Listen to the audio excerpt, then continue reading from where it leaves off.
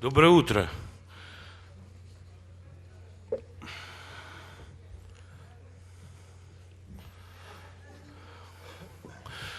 Я предлагаю начать наш симпозиум. Меня зовут Николай Молок, я представляю Conceptual Art фонд. Скажу два слова. Как, наверное, большинство из вас знает, последний год, два, три интерес к концептуализму, концептуальному искусству в нашем городе, в нашей стране, да и во всем мире очень усилился. В Москве прошло очень много выставок, как групповых, ретроспективных, так и персональных. Прошли та же самая история и на Западе, где появились термины, которые раньше не существовали, например, глобальный концептуализм.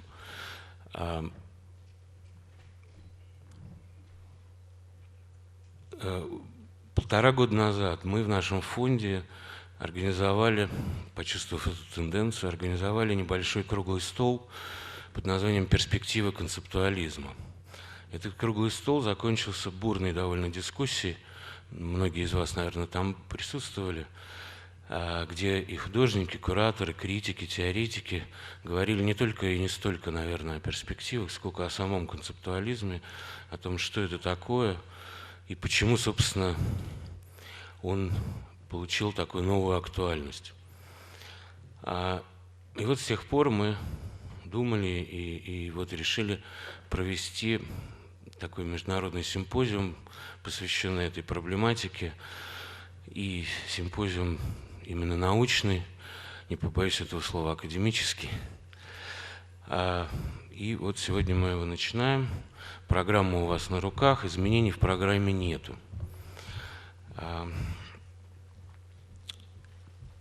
Первый наш гость, наш докладчик Борис Гройс. Ну, наверняка представлять его в России никому не нужно, но тем не менее я просто напомню, что Борис Гройс сейчас профессор Нью-Йоркского университета, но для темы нашей конференции он важен еще и потому, что именно Борис Гройс опубликовал первую, вероятно, статью, посвященную московскому концептуализму, и, собственно, изобрел термин «московский концептуализм», точнее, «московский романтический концептуализм». Это статья 1979 года, опубликованная в там издате, в парижском журнале «А-Я».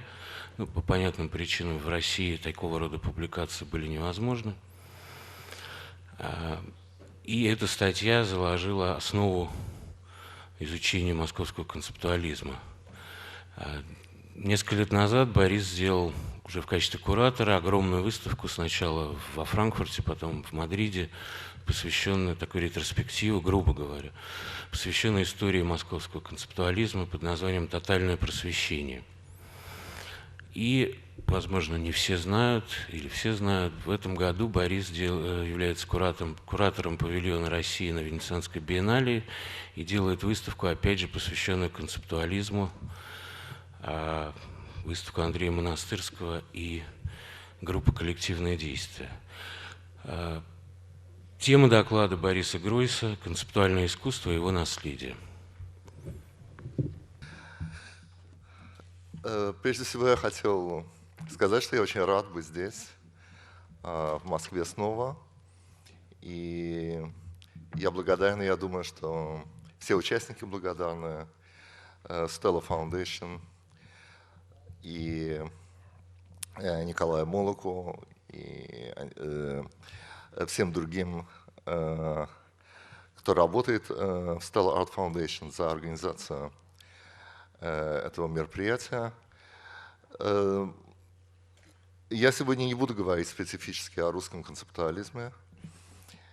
И, собственно говоря, это не было темой. Собственно, Россия и русский концептуализм не являются темой или доминирующей темой этой конференции или этого симпозиума. В центре его стоит вообще вопрос о том, что был международный концептуализм, что собой представляет традиция концептуального искусства в целом. И, как мы видим, история традиции концептуального искусства из сегодняшней перспективы. Речь идет о более широком теоретическом рассмотрении концептуального искусства как такового, не концентрирующегося на чисто русской ситуации. Возможно, поэтому, а в основном в связи с обстоятельствами жизни, это последние слова, которые я сейчас скажу по-русски. Я сейчас переключаюсь на английский язык, поскольку я написал свой текст по-английски. И у меня не было просто времени перевести его на русский язык. Так что свой доклад я буду читать по-английски. So, within the framework of this introductory lecture, I have no intention of recounting the history of conceptual art or characterizing individual conceptual artworks. Instead, I would prefer to concentrate on the changes in our understanding and perception of art engendered by conceptual art practices of the 1960s, 1970s, and on the legacy of these practices that remain relevant for us today. I would argue that from today's perspective, the biggest change that conceptualism brought about is this. After conceptualism, we can no longer see art primarily as a production and exhibition of individual things, even if such individual things are ready-mades. However, this does not mean that conceptual or post-conceptual art became somehow immaterial. Conceptual artists shifted their attention from individual objects to their relationships in space and time. They could be relationship among things, texts, photo documents, but also involve performances, happenings, films, and videos, all of which were shown inside the same installation space. In other words, conceptual art can be basically characterized as installation art, as a shift from the exhibition space presenting individual disconnected objects to a holistic understanding of space in which the relations between these objects are exhibited in the first place. One can say that the objects and events are organized by installation space like individual words and verbs are organized by a sentence. We all know the substantial role that the famous linguistic term played in the emergence and development of conceptual art. The influence of Wittgenstein and French structuralism on conceptual art practice was decisive, to mention only some relevant names among many others. Actually, that is also true for Russian conceptual art, because it was, in fact, very much influenced by Russian structuralism and semiotics. You remember Tartu School, and in general, structuralist thought was very fashionable in Moscow at that time, so it's a part of the same paradigm. This influence of philosophy, later so-called theory, on conceptual art cannot be reduced to the use of textual material inside an art context, nor to the theoretical legitimations of particular artworks by theoretical discourses. As I have already said, the installation space itself was conceived and organized by conceptualist artists as a sentence, conveying a certain meaning, analogous to the use of sentences in language. With conceptual art, artistic practice became meaningful and communicative again, after a certain period of a dominance of formalist understanding of art. Art began to make theoretical statements again, to communicate empirical experiences, to formulate ethical and political attitudes, and to tell stories. Thus, rather than art beginning to use language, it began to be used as language, with a communicative and even educative purpose.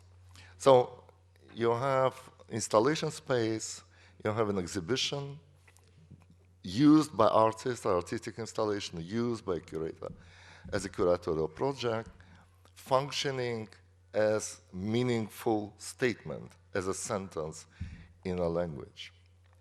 But this orientation toward language, toward meaning, communication, does not mean that art became somehow immaterial, as I said, that its materiality lost its relevance, or that its medium dissolved into message. The contrary is the case. Every art is material can be only material. The possibility of using concepts, projects, ideas, political messages in art was opened by the philosophers of the linguistic term precisely because they asserted the material character of thinking itself. Thinking was understood by these philosophers as a practice of the operation and manipulation of language, and language was understood by them as being material through and through, as a combination of sounds and visual signs. Now the real epoch-making achievement of conceptual art becomes clear. It demonstrated the equivalence, or at least the parallelism, between word and image, between the order of words and the order of things, the grammar of language and the grammar of visual space. Of course, art was always communicative. It communicated images of the external world, the attitudes and emotions of artists, specific cultural dispositions of its time, its own materiality and mediality, etc. However, the communicative function of art was traditionally subjugated to its aesthetic function. Art was judged traditionally and primarily according to the criteria of beauty, sense of pleasure, and aesthetic satisfaction, or calculated displeasure and aesthetic shock. Of course, it does not mean that conceptual art ignores the notional form and concentrates itself exclusively upon content and meaning. But the reflection of the form does not necessarily mean the subjugation or even obliteration of the content. In the context of conceptual art, a concern with form presents itself not so much in terms of traditional aesthetics, but rather in terms of poetics or even rhetoric. We can speak about the elegant, beautiful formulation of an idea, but by doing so, we mean precisely that this formulation helps this idea to find an adequate and persuasive linguistic or visual presentation. On the contrary, a formulation that is so brilliant that it obliterates the idea but its brilliance is experienced by us not as beautiful, but as clumsy. That is why conceptual art prefers clear, sober, minimalist forms. Such forms better serve the communication of ideas. Conceptual art is interested in the problem of form, but from the perspective of poetics and rhetoric, not from the traditional perspective of aesthetics. It makes sense at this point to reflect for a moment upon the shift that conceptual art has effectuated from aesthetics to poetics and rhetoric. The aesthetic attitude is basically the spectator's attitude. Aesthetics as a philosophical tradition and university discipline relates to art and reflects upon art from the perspective of the art spectator, or one could say from the perspective of the art consumer. The spectator expects a so-called aesthetic experience from art. Since the time of Kant, we know that aesthetic experience can be experience of beauty or of the sublime. It can be an experience of sensual pleasure, but it can be also experience, anti-aesthetic experience of displeasure, frustration, provoked by an artwork that lacks all the qualities which the affirmative aesthetic expects it to possess. It can be an experience of utopian vision that could lead mankind out of its present condition to a new society in which beauty reigns, or to formulate in a somewhat different and more up-to-date way, can be a retribution of the sensible that refigures the spectator's field of vision by showing certain things and giving access to certain voices that were earlier concealed and obscured. But it can also be a demonstration of the impossibility of positive aesthetic experience in the middle of society based on oppression and exploitation, due to the total commercialization and commodification of art that undermines any possible utopian perspective from the beginning. As we know both of these seemingly contradictory aesthetic experiences and attitudes, can be equally aesthetically enjoyable.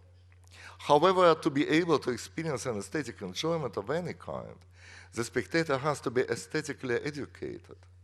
And this education necessarily reflects social and cultural milieus into which the spectator was born and in which he or she lives. In other words, an aesthetic attitude presupposes subordination of art production to art consumption, and likewise, the subordination of artistic theory and practice to a sociological perspective. Ultimately, from the aesthetic point of view, the artist is a supplier of aesthetic experiences or supplier of aesthetic commodities for the art market. The politicization of art is often seen as an antidote to the purely aesthetic attitude that requires art to be merely beautiful. It's very fashionable, and it's a long tradition of 20th century art reflection to speak about politicization and aestheticization as oppositional terms. But in fact, the politicization of art can be easily combined with its aestheticization as far as both are seen from the perspective of the spectator, of the consumer. Clement Greenberg remarked long ago that an artist is free and able to demonstrate his and her mastery and taste at best when the content of the artwork is prescribed by external authority, for example, political authority. Being liberated from the question, what should I do, the artist can concentrate on the purely formal side of art on the question, how should I do it? This means, how should I do it in such a way that certain contents become attractive and appealing, or maybe non-attractive, repulsive, to the aesthetic sensibility of the public. If the politicization of art is interpreted as making certain political attitudes attractive, or maybe unattractive, for the public, as it is often the case, then the politicization of art becomes completely subjected to the aesthetic attitude. At the end, the goal becomes the packaging of certain political contents in an aesthetically attractive form. But of course, through an act of real political engagement, aesthetic form loses its relevance, is discarded in the name of direct political practice.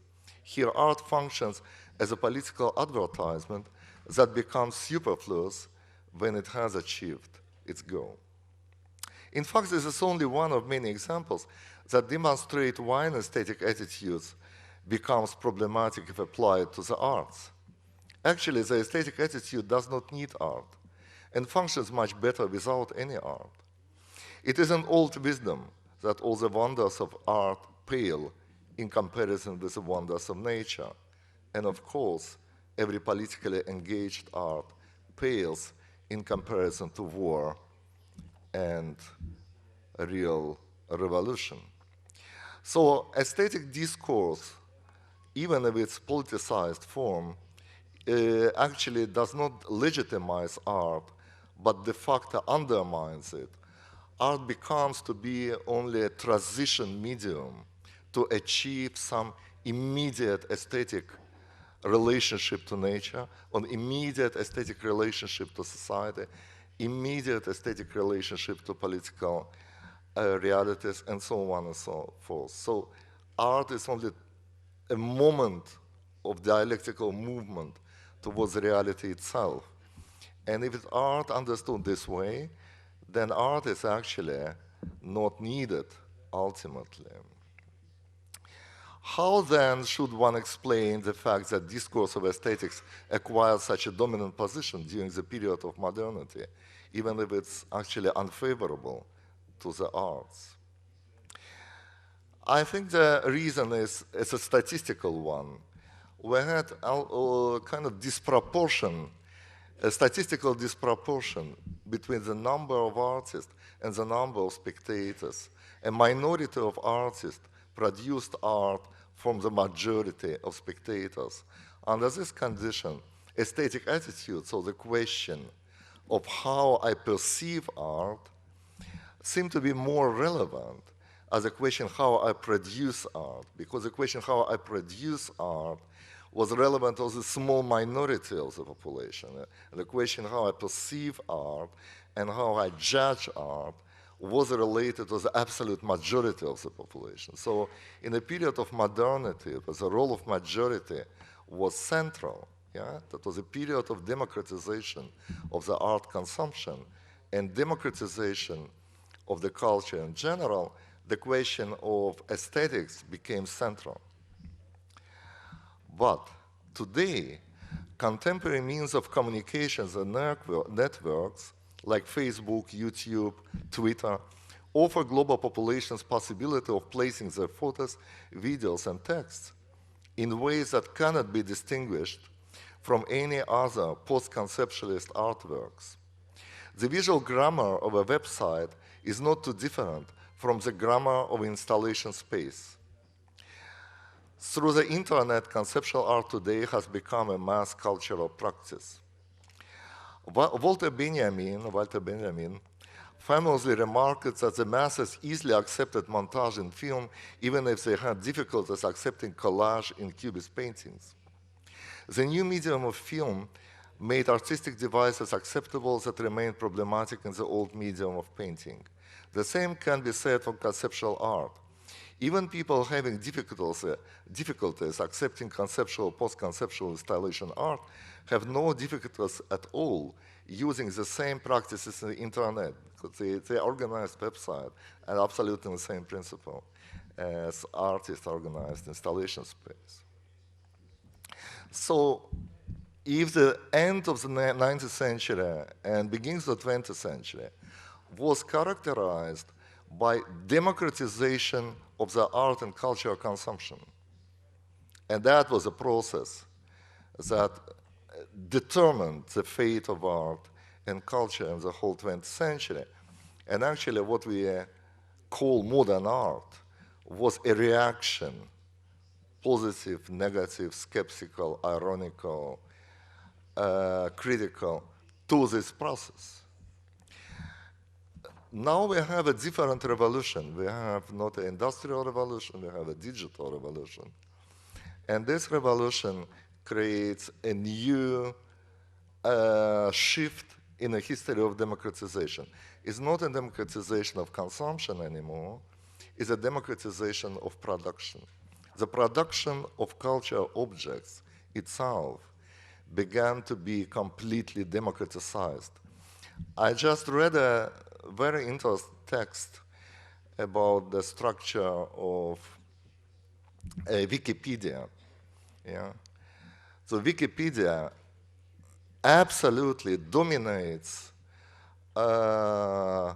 contemporary production of knowledge. Everybody who is interested in learning something or finding something out goes to the Wikipedia, yeah? Googling some kind of Wikipedia.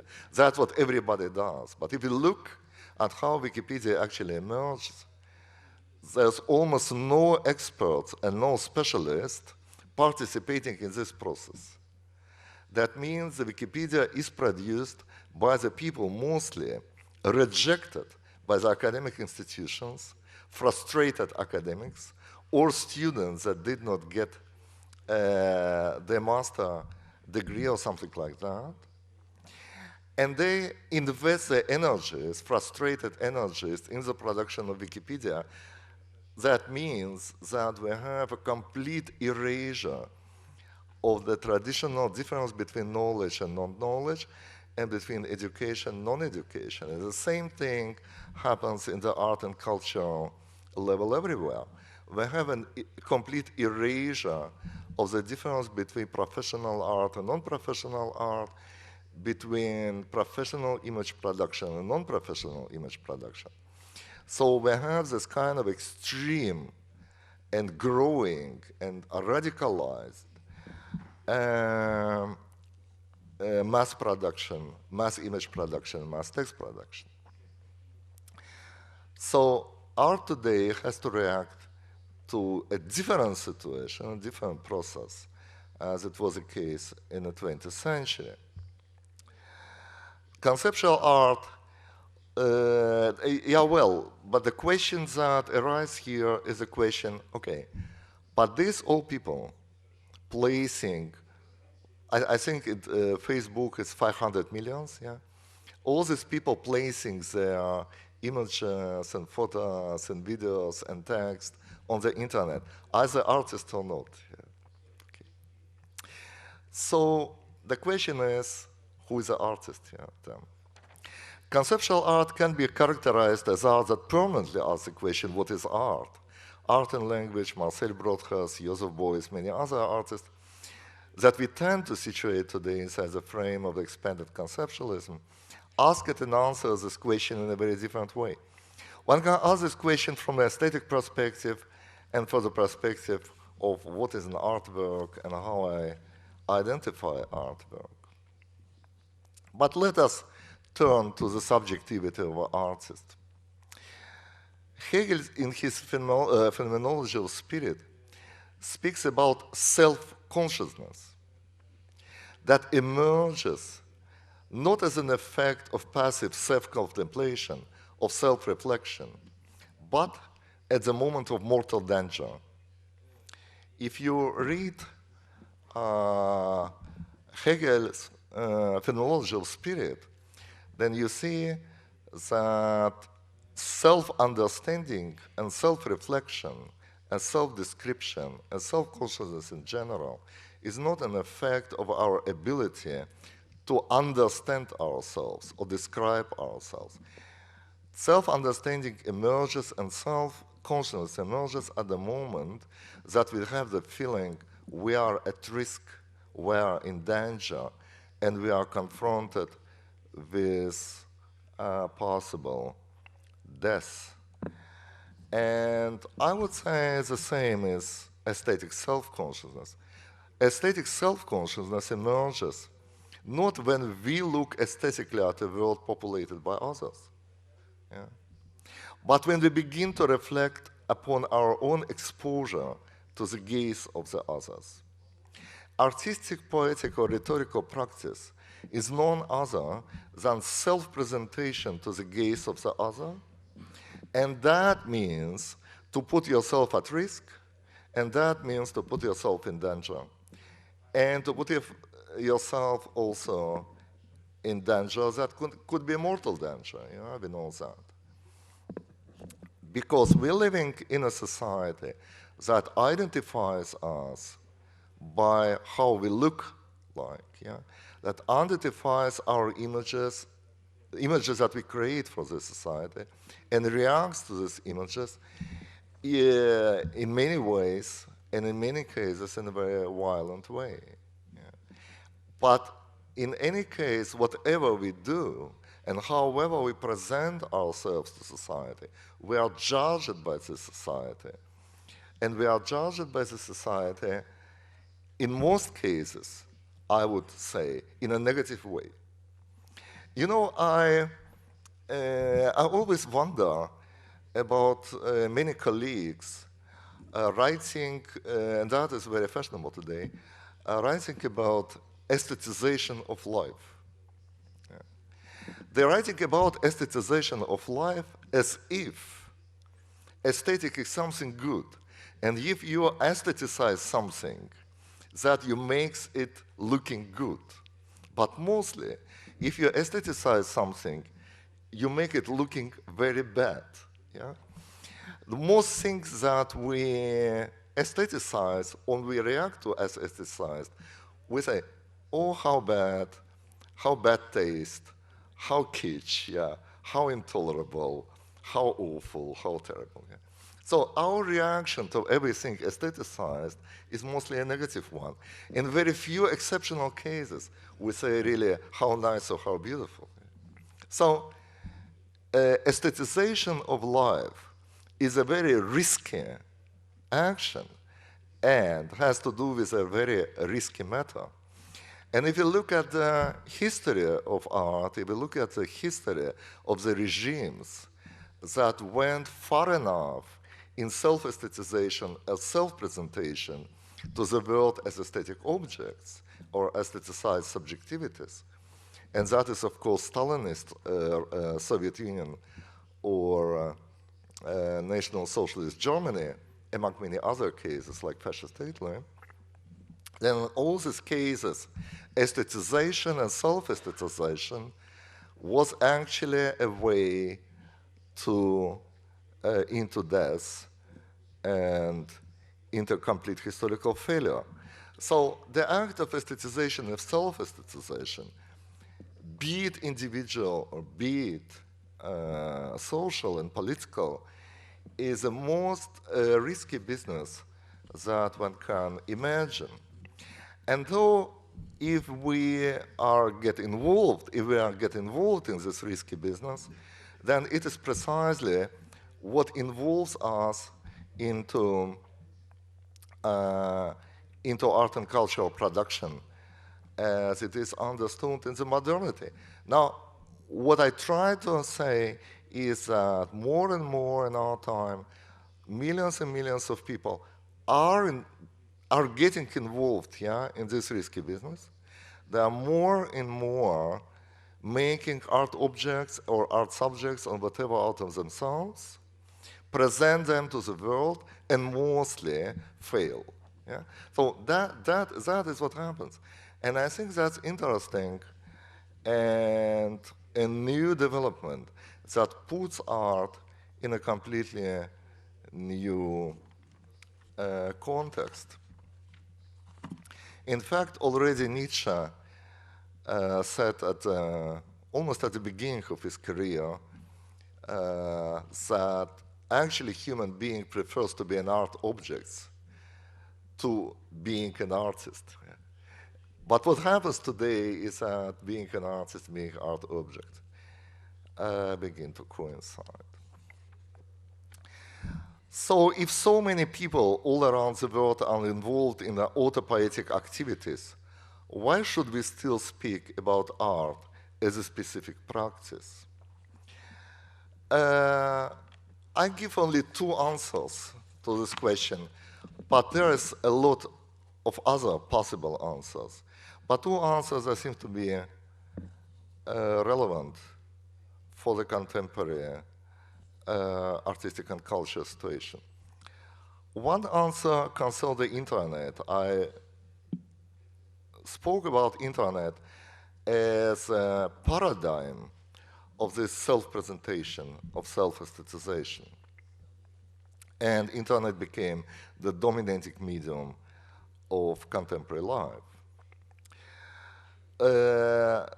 But one should not forget that the internet is also space controlled primarily by corporate interest, not a space of individual freedom as it was often celebrated in the early days. The standard internet user, as a rule, concentrated on a computer screen as a content producer, so to say, overlooks the hardware of the internet, all those monitors, terminals, and other things that inscribe internet in a contemporary industrial civilization and in contemporary commercial practices.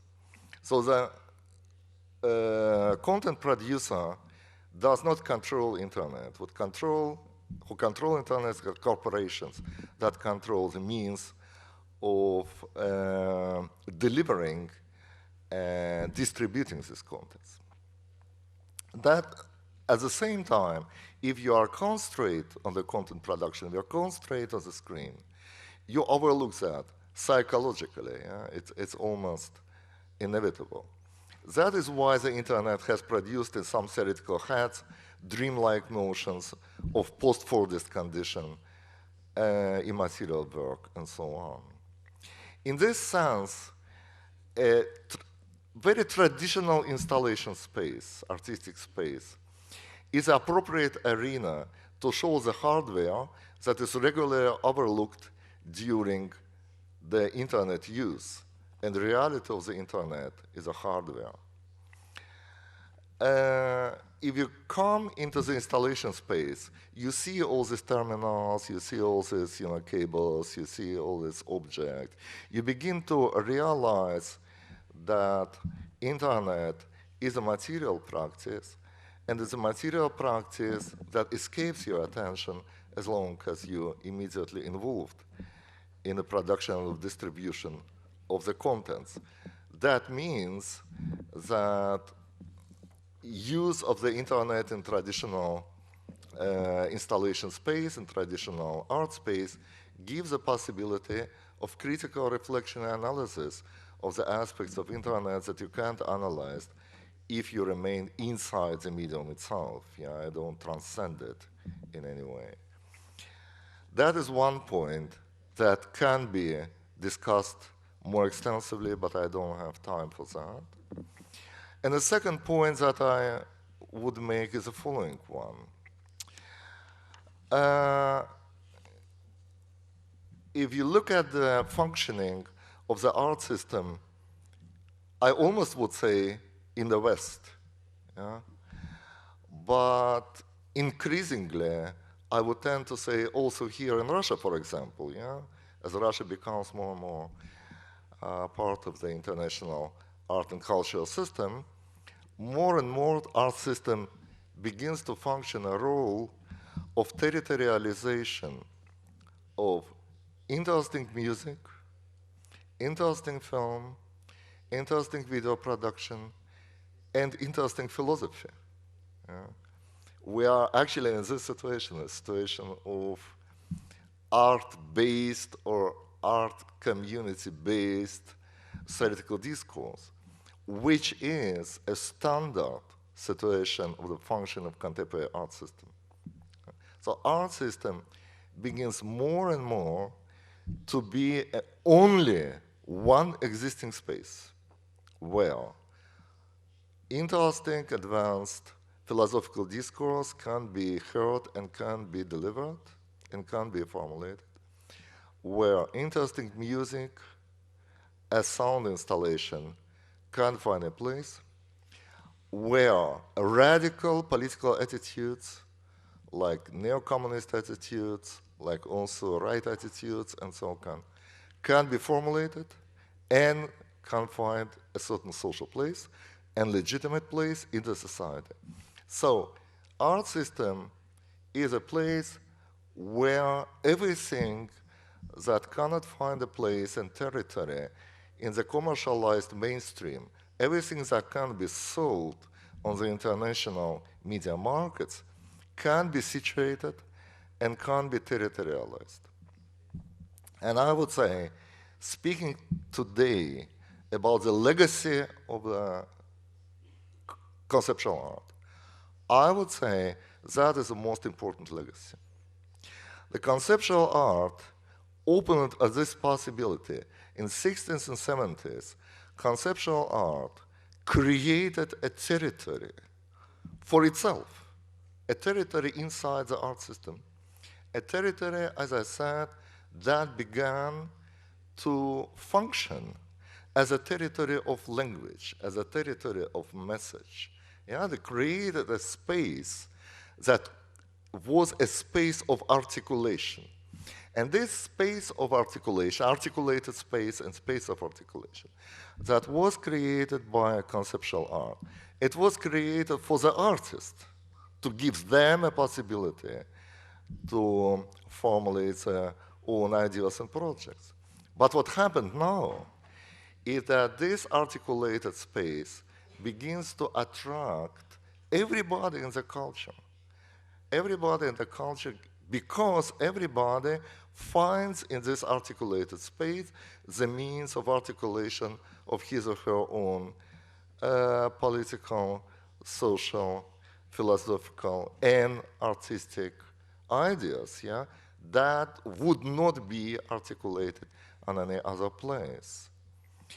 And so one can say that post-conceptualist installation practices became a new territory for the territorialization of general intellectual practices that are deterritorialized by dominating culture mainstream. And the creation of this territory is the most important historical achievement of conceptual art of 1960s, 70s, achievement that remains relevant also in framework of today's culture and from which we also here and now profit. Thank you. That was it.